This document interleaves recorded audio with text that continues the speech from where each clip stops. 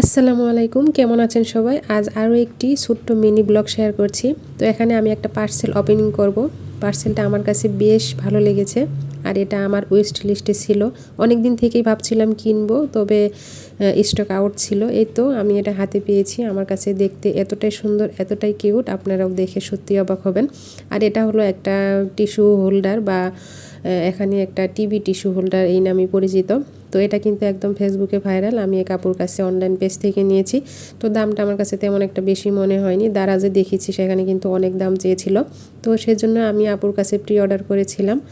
তো এই তো অবশেষে সেটা আমার হাতে এসে পৌঁছেছে। আমার শখের একটা জিনিস।